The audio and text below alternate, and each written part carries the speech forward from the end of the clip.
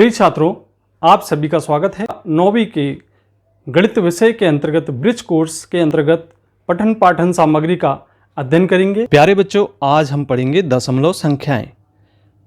कभी आपने विचार किया है कि पेट्रोल की कीमत किस प्रकार से लिखी जाती है? यहाँ पे हम देख रहे हैं पेट्रोल को 101 रुपये 65 के रूप में हम लिख रहे हैं, तो यहाँ दशमलव लगा हुआ है। तो इस प्रकार की जो संख्याएं हैं वो दशमलव संख्याएं कहलाती हैं। अब आप देखिए, दशमलव के पूर्व की संख्याओं और दशमलव बाद की संख्याओं को किस तरीके से लिखा जाता है और किस तरीके से पढ़ा जाता है। यदि हमको इसको पढ़ना है तो हम इसको पढ़ते हैं 101.65, और यहाँ पे जो पूर्व की संख्याएं हैं, सबसे पहली संख्या दशमलव के पास वाली, इसको हम कहते हैं इकाई। तो दशमलव के पास वाला अंक इकाई का अंक कहलाता है। इसके बाद आप देख रहे हैं दूसरे नंबर पे जो अंक है उसको हम कहते हैं दहाई, ये दहाई का अंक कहलाता है। और तीसरे नंबर पे जो अंक स्थित है उसे हम कहते हैं सैकड़ा का अंक। अब इसके बाद बच्चों, कभी आपने विचार किया कि दशमलव के बाद की संख्याओं को किस नाम से पुकारा जाता है या क्या कहा जाता है? तो हम देखते हैं कि ये जो दशमलव के बाद वाला जो अंक है इसको हम कहते हैं दशांश, और इसके बाद जो आपको अंक दिखाई दे रहा है इसको हम कहते हैं शतांश। तो ये जो अंक हैं दशांश एवं शतांश, तो अब हम इकाई दहाई सैकड़ा तो पूर्व से परिचित थे, लेकिन हम परिचित होंगे दशांश एवं शतांश से। तो बच्चों, दशांश को समझने के लिए हम यहाँ पर एक वर्ग ले लेते हैं और इसके 10 बराबर भाग करते हैं। 10 बराबर भाग करने पर हम देखते हैं यदि हमने इसमें से किसी एक भाग को छायांकित कर दिया। देखिए, यहाँ पे हमने एक भाग को छायांकित कर दिया है बच्चों, तो इसमें कुल 10 भाग थे। आप गिन सकते हैं 1 2 3 4 5 6 7 8 9 10। तो इस तरीके से यहाँ पे जब हमने किसी भी एक भाग को छायांकित कर दिया तो इसे हम पढ़ेंगे एक दशांश। अब एक दशांश से मतलब है 1/10 से, और 1/10 चूंकि भिन्न से ही दशमलव बना हुआ है, यहाँ पे हम एक को दशमलव में परिवर्तित करते हैं, तो 1/10 को लिखेंगे 0.1, या इसे हम 0.1 भी पढ़ सकते हैं। तो यहाँ जो हमने भिन्न को दशमलव में परिवर्तित किया है बच्चों, और दशमलव को भिन्न में भी हम परिवर्तित कर सकते हैं। अब देखिए, इसे हमने जब यहाँ पे एक भाग को छायांकित किया तो इसे हम पढ़ रहे हैं 1/10। यदि बच्चों हम इसमें 3 भागों को छायांकित कर दें तो हम इसे लिखेंगे 3/10। कहने का तात्पर्य है कि 10 में से 3 भाग को छायांकित किया है, और इसे हम इस भिन्न को दशमलव के रूप में कुछ इस प्रकार से लिखेंगे 0.3। तो इस प्रकार आप दशांश से परिचित हो गए कि यहाँ पे जो दशमलव की बाद की जो संख्या है उसको हम कहते हैं दशांश। आपने देखा कि दशांश को हमने किस तरीके से निरूपित किया। अब आइए हम शतांश की बात करें, जो दशमलव के बाद दूसरे स्थान पर स्थित होता है। तो इस शतांश को समझते हैं। यहाँ पे हमने एक वर्ग के 100 बराबर भाग कर दिए, और ये 100 बराबर भाग में से यदि हम किसी एक भाग को छायांकित करते हैं तो इसे भिन्न के रूप में पढ़ा जाता है। चूंकि हमने 100 भाग में से छायांकित किया है एक भाग को, तो इसे लिखेंगे हम 1/100, और 1/100 इसे हम यदि इस भिन्न को दशमलव के रूप में प्रदर्शित करेंगे तो 2 शून्य लगे हैं, तो हमें 2 स्थान छोड़ के दशमलव लगाना होगा। चूंकि हमारे पास अभी एक ही संख्या है और यहाँ पे 2 अंक बनाने के लिए यहाँ पे 1 के आगे 0 लगा देते हैं, तो यहाँ 2 अंकों की संख्या बन गई, और इसके पूर्व में हम दशमलव लगा देते हैं। तो इस प्रकार से बच्चों, ये जो भिन्न है इसको हमने शतांश के रूप में प्रदर्शित कर दिया। तो यदि हम 100 भाग में से यदि एक भाग को छायांकित करते हैं तो इसे पढ़ा जाएगा 1/100, और इसे दशमलव के रूप में प्रदर्शित किया जाएगा 0.01 के रूप में। अब यदि बच्चों आपको कहा जाए कि 0.05 को निरूपित कीजिए, तो बच्चों यहाँ पे 0.05 से तात्पर्य है शतांश के रूप में हमने इसको प्रदर्शित किया है, और यहाँ पे 5 शतांश कह रहे हैं, और इसे हम लिखेंगे, इसको यदि भिन्न में परिवर्तित करते हैं तो 5/100। दशमलव के बाद 2 संख्याएं थी तो हमने 1 के बाद 2 शून्य लगा दिया। इस तरीके से हम प्रदर्शित करेंगे, और 5 भाग को यहाँ पे आप देख रहे हैं कि छायांकित किया गया है, तो 5 भाग को छायांकित किया गया है। इसे हम भिन्न के रूप में 5/100 पढ़ेंगे, और इसे हम दशमलव के रूप में 0.05 के रूप में प्रदर्शित करेंगे। अब बच्चों, यदि आपसे कहा जाए कि यहाँ पे 40 भागों को छायांकित किया गया है, तो इसे आप लिखेंगे 40/100, और इसे इस तरीके से प्रदर्शित करेंगे। क्योंकि हर में 2 शून्य है, तो यहाँ पर 2 संख्या छोड़ के हम दशमलव के रूप में लिख देते हैं। इसे हम लिखेंगे 0.40। बच्चों, आप देख रहे हैं यहाँ पे दशांश में 4 है और शतांश में 0 है। यदि हमने यहाँ पे 43 भागों को छायांकित कर दिया, तब बच्चों हम इसे लिखेंगे 43/100, और इसे दशमलव के रूप में इस प्रकार से प्रदर्शित करेंगे। 2 अंकों को छोड़ के दशमलव लगाना है, तो यहाँ पे 43 के आगे दशमलव लगा देंगे और पढ़ेंगे 0.43। तो यहाँ पे हम देख रहे हैं कि जो शतांश है यहाँ पे 3 के रूप में प्रदर्शित है, और जो दशांश है वह 4 के रूप में प्रदर्शित है। अब चलिए बच्चों, हम कार्य पुस्तिका के कार्यपत्र क्रमांक 1 को सरल करें। तो यहाँ पे निम्नलिखित संख्याओं का योग लिखें। पहला प्रश्न आपको दिया गया है, तो यहाँ जो संख्याएं दी गई हैं दशमलव वाली, उनका योग करना है। तो इसे किस प्रकार से हम हल करेंगे, चलिए देखते हैं। पहला प्रश्न है 4.5 को 5.5 में योग करना है। तो सबसे पहले हम दशमलव के बाद वाली संख्याओं को योग करेंगे। यहाँ पे आप 5 में 5 का जब योग करते हैं तो 10 होता है, और इस प्रकार से यहाँ पे 0 लिखा जाएगा, और फिर दशमलव लगाया जाएगा, और फिर यहाँ पे जो 1 बचा है उसको हम इस इकाई के अंक में योग करेंगे। तो यहाँ पे हो गया 4 और 1 5 और 5 10। इस प्रकार से बच्चों आपने देखा कि इसका मान 10.0 के रूप में प्राप्त हुआ है। दूसरा प्रश्न देखते हैं। यहाँ पे 3.62 में 6.12 का योग करेंगे।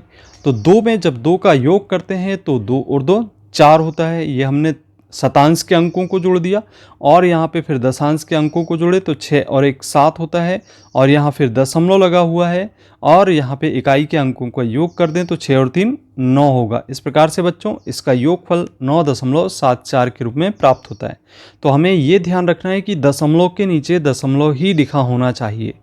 तो दशमलव के नीचे दशमलव लिखा हो, और दशांश में दशांश वाली संख्याओं का योग करना है, और शतांश में शतांश वाली संख्या का योग करना है।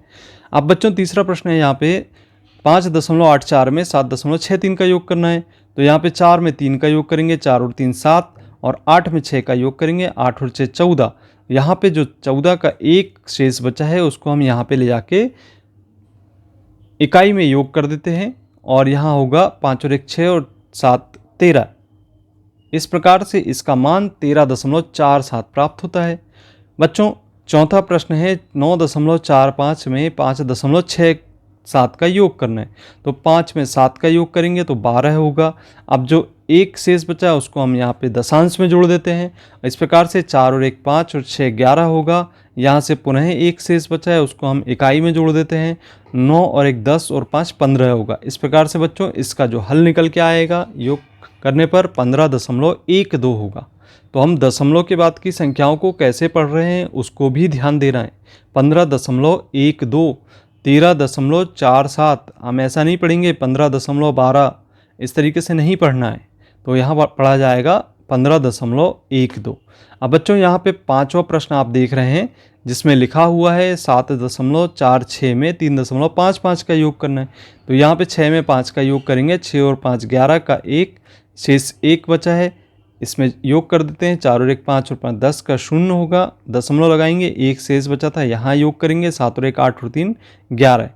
तो इस प्रकार से बच्चों 11.01 इसका हल प्राप्त होता है। अब आइए प्रश्न क्रमांक 2 हम सरल करते हैं जिसमें हमें ज्ञात है निम्नलिखित संख्याओं का योग लिखें। तो बच्चों यहाँ पे आप देख रहे हैं कि दशमलव के नीचे दशमलव है कि नहीं, ये हमें ध्यान रखना है। तो जब भी आप योग करें तो दशमलव के नीचे दशमलव ही लिखें। अब बच्चों यहाँ पे हम देख रहे हैं कि 1 के नीचे कोई भी संख्या नहीं है, तो यहाँ पे हम मान के चलते हैं कि 0 है और इस तरीके से यहाँ पे लिखेंगे हम 1। 8 में 3 का योग करते हैं तो 8 और 3 11 होता है और यहाँ दशमलव लगा दें और जो एक शेष बचा उसको यहाँ लिख दें और इस तरीके से 4 और 1 5 और 5 10 होगा बच्चों। इस प्रकार से 10.11 इसका हल होगा। अब बच्चों दूसरा प्रश्न है 3.65 में 6.9 का योग करना है। तो बच्चों 5 के नीचे कोई भी अंक नहीं है तो यहाँ सीधे वैसे ही लिख दें हम इसे और यहाँ पे 6 में 9 का योग करें तो 9 और 6 15 होता है।